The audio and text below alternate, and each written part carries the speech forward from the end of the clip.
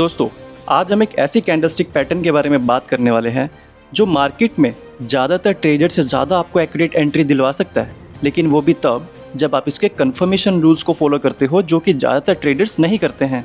और ये जो कन्फर्मेशन रूल्स है वो मैं आपको लास्ट में बताऊंगा। उससे पहले हम डिस्कस करेंगे कि ये कैंडल का मतलब क्या होता है और ये किस टाइम फ्रेम पे ज़्यादा रिलायबल होती है। तो दोस्तों, अपनी वीडियो को शुरू करते हैं। दोस्तों, आपने मारुबोजू का नाम तो सुना ही होगा, जिसका जापानीज़ में मतलब होता है शेव्ड हेड या फिर बोल्ड हेड।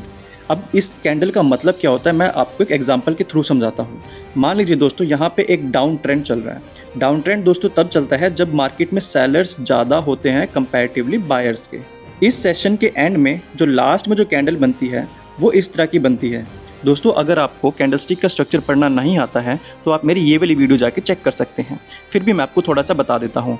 हर कैंडल का जो ये वाला पार्ट होता है, ये लोवेस्ट पार्ट होता है, ये ओपनिंग प्राइस है, ये क्लोजिंग प्राइस है और ये हाईएस्ट प्राइस है। मान लीजिए किसी शेयर का प्राइस 100 रुपये पे ओपन हुआ था। सेलर्स जब आए तो उन्होंने प्राइस को नीचे खींचा 90 पे, तो लोअर विक बन गई। तो बायर्स जब आए तो उन्होंने प्राइस को ऊपर खींचा 120 पे, तो हायर विक बन गई, लेकिन वो क्लोज हो गया 110 पे आके। अब अगले सेशन में ये एक इस तरह की कैंडल बनती है जिसे हम मारुबोजू बोलेंगे। इसमें ना तो लोअर विक है, मतलब कि सेलर्स तो है ही नहीं यहाँ पे। अगर सेलर्स होते प्राइस को नीचे खींचते तो लोअर विक बनती, लेकिन वो बनी नहीं है। इसका मतलब सेलर्स हमारे पास में नहीं है मार्केट में।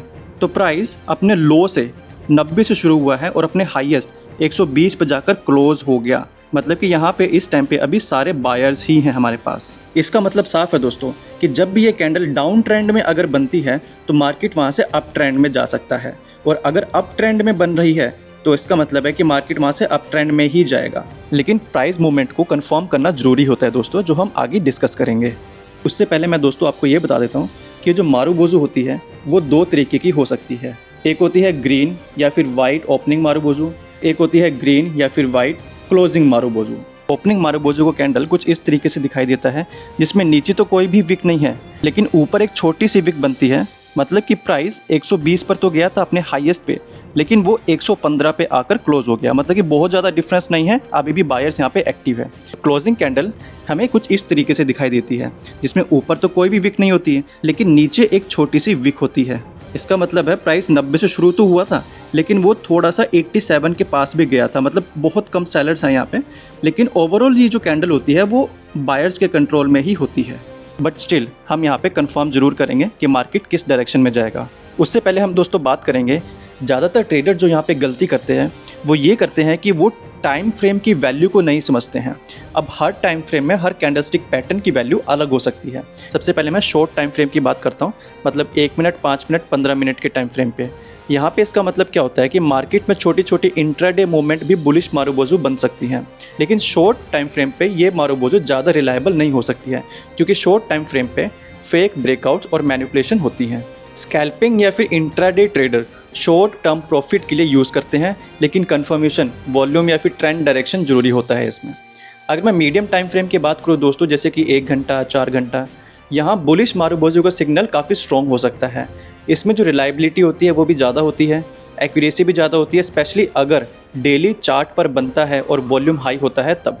स्विंग ट्रेडर्स और पोजिशनल ट्रेडर यहाँ से एंट्री लेते हैं जनरली। अगर मैं हायर टाइम फ्रेम की बात करूँ, जैसे कि वीकली या मंथली, ये कैंडल बहुत रेयर होती हैं इन टाइम फ्रेम पे, क्योंकि एक वीक या एक मंथ में पूरी बुलिश कंट्रोल दिखना मुश्किल होता है।